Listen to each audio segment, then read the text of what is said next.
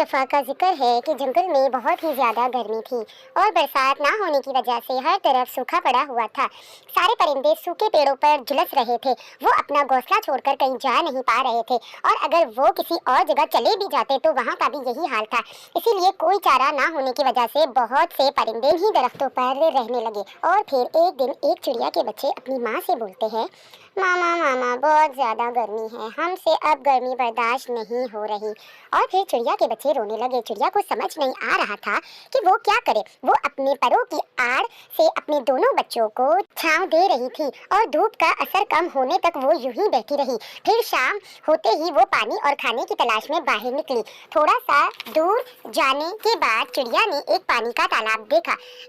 भले ही तालाब में पानी कम था, लेकिन जितना भी पानी था उसे देखकर चिड़िया बहुत खुश हुई और बोली, अरे वाह, इतनी तपती धूप में भी इतना पानी मिल जाए, ये तो बहुत अच्छी बात है। अगर मैं यहाँ से ज्यादा पानी लेकर जा पाई तो मुझे बार बार इतनी दूर आना नहीं पड़ेगा। ये सोचकर चिड़िया आसपास देखने लगी, लेकिन उसे ऐसी कोई चीज ना मिली जिसमें वो पानी भर के जा सकती थी। और फिर चिड़िया ने पानी पीकर अपनी प्यास बुझाई और अपने ही मुंह में ढेर सारा पानी भरकर वो अपने घर पहुंची और अपने बच्चों को पानी पिलाकर उनकी प्यास बुझाई। और फिर चिड़िया ने टहनियों और पत्तों की मदद से एक मटके जैसा बना दिया जिसमें वो पानी भर के ला सके। और फिर उस चिड़िया ने एक ही दिन में मेहनत करके अपने लिए एक बर्तन बना लिया। अगली सुबह चिड़िया उस बर्तन को अपने साथ लिए तालाब की तरफ पानी भरने चली गई और उसमें पानी भरा और वापस घर आ गई। और चिड़िया ने उसी दरख्त के नीचे एक गड्ढा बनाया और उसमें रोजाना पानी भरने लगी। माँ क्या कर रही है, बच्चे ये देख रहे थे। और फिर चिड़िया ने बच्चों को बुलाया, बच्चों यहाँ आओ। ये सुनकर बच्चे उसके पास आहिस्ता आहिस्ता पर हिलाते हुए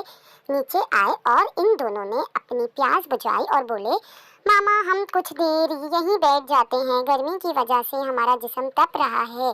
चिड़िया ने बोला, ठीक है, तुम दोनों पानी में उतर जाओ। और वो दोनों बच्चे पानी में उतर जाते हैं और बोलते हैं, अरे वाह मामा, कितना ठंडा पानी लग रहा है। और इस तरह चिड़िया ने उस रेगिस्तानी गर्मी का हल निकाल लिया। एक चिड़िया ने गर्मी से बचने के लिए अपने घोंसले के नीचे छोटा सा तालाब बनाया जहाँ उसके बच्चे नहाते और बहुत खुश रहते। और ये सब देखकर पास में रहने वाले कौवा और कबूतर देख रहे थे और वो भी अपने अपने बच्चों को लेकर आए। फिर चिड़िया ने कहा, थोड़ी देर रुक जाओ, मेरे बच्चे थोड़ी देर में बाहर आ जाएंगे, फिर तुम अपने बच्चों को नहला देना। बस इतना ही कहना था कि कौवा और कबूतर को चिड़िया की ये बात बुरी लग गई और उन्होंने चिड़िया को बहुत बुरा भला कहा। बल्कि कौवी तो कहने लगी कि तुम बस इतना बता दो कि ये पानी तुम कहाँ से लाई हो ताकि हम भी अपने लिए ऐसा घड़ा बना ले। और कबूतर कि इतना नहीं बनाएंगे बल्कि इससे भी ज़्यादा बड़ा बनाएंगे ताकि हमारे बच्चे ज़्यादा खुश रह सके। और चिड़िया ने उन्हें बता दिया। फिर वो दोनों तालाब की तरफ पानी भरने चली गई और फिर उन दोनों ने चिड़िया के गड्ढे के सामने ही बहुत बड़ा गड्ढा बना लिया और फिर उन दोनों ने मिलकर उसमें पानी भरा। इस तरह उन दोनों ने मिलकर एक बड़ा स्विमिंग पूल बना दिया।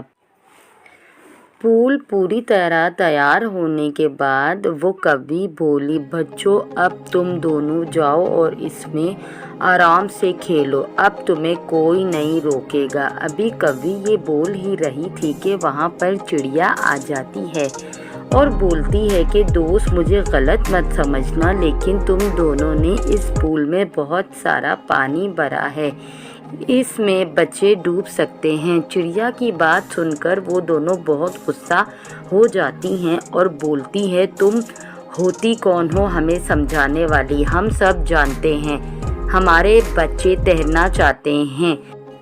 जब उन दोनों ने चिड़िया को ऐसा बोला तो चिड़िया को बहुत बुरा लगा, तो वो अपने दोनों बच्चों को लेकर खाना पानी की तलाश में चली गई। और फिर कबूतर और कौवी ने अपने बच्चों को पूल में छोड़ दिया और वो दोनों पेड़ पर बैठकर बातें करने लगी। कबूतर ने कौवी से बोला, चलो दोस्त, तालाब से और पानी लेकर आते हैं। और फिर वो दोनों तालाब की तरफ चली गई और दूसरी तरफ पूल में दोनों के बच्चे खेल कर थक गए थे। अब वो दोनों बाहर आना चाहते थे, लेकिन पानी की गहराई ज़्यादा होने की वजह से वो दोनों निकल नहीं पा रहे थे।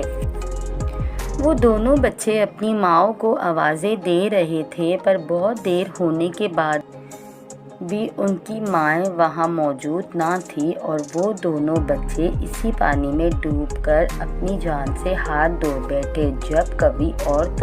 जब कवि और कबूतर वहाँ पहुँची तो बच्चों की हालत देखकर वो दोनों बहुत रोने लगी। इन दोनों को अपने किए पर बहुत पछतावा होने लगा और बोलने लगी, अरे ये हमने क्या कर दिया, हमने चिड़िया की बात नहीं मानी, इसकी बराबरी करने चले थे और अपने बच्चों को ही खो दिया। लेकिन अब कवि और कबूतर की ज़िंदगी में आंसुओं के सिवा कुछ नहीं बचा था।